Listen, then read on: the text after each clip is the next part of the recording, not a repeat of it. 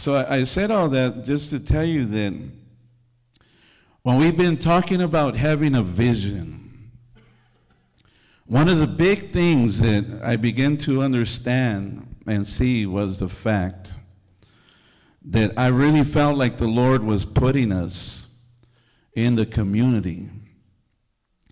I really felt like the Lord was putting us out there and giving us a lot of favor with the community. And man, what a blessing it really has been to be able to do that. Our challenge has been to, how do we win souls? How do we win people to the Lord? And in this series, we've been talking about vision. This has been our series, our 2020 Vision series. We started out by saying that without a vision, the people what? Perish. Without a vision, they perish. One translation says that without a vision, they cast off restraint. They have no boundaries. They have no perimeters.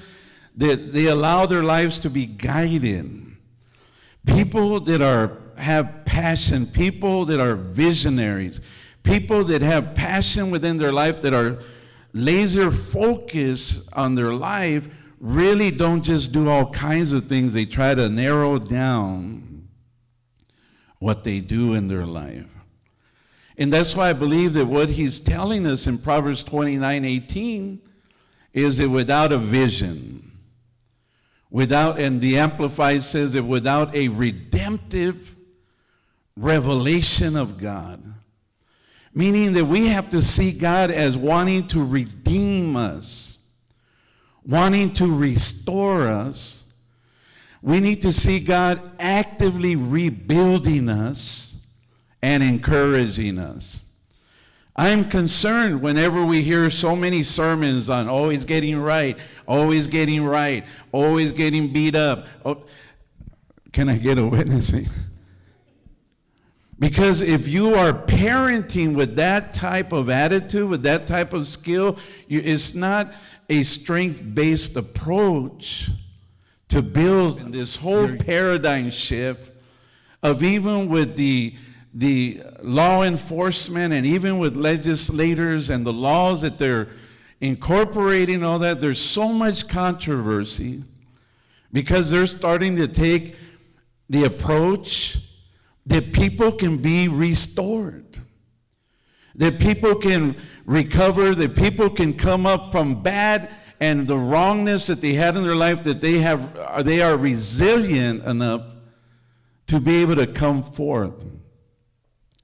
One of the things that we've seen over the years, and I have to tell you that, as I'm approaching 40 years of ministry, as I'm approaching that over the 40 years, beginning in San Francisco in 1980, July 15th, 1980, in those 40 years, I've seen the youth that were getting in trouble and then trying to navigate their lives and trying to make it in society, trying to make it in the community. But I've also seen where they're constantly being beat down, beat up for their past. And I have to tell you that we are not defined by the mistakes or the past or whatever has gone on in our life, because if that were the case, none of us would be qualified to do anything for the Lord. But yet our punitive system, our system, the way it had been designed, for example, the re-entry, when you talk about guys that are coming out and they're hitting the streets, the way that it was designed is to constantly keep them under the gun, constantly hold it over about the wrong that they did way back over there. Not understanding that people are capable of change. I always felt that, for me, and I'm not hardcore, I've never been hardcore, but I know what it's like to be locked up and crying for my mama. But I know what it's like. The most I ever did was 30 days. And I used to sing that song by Humble Pie, 30 days in the hole. Some of you don't know what I'm talking about. You don't know anything about Humble Pie. That's the band called Humble Pie. They had a song called 30 Days in the Hole. After church, Google it, bring it up on YouTube, and put it on and think about me. But I got to tell you that within that dark place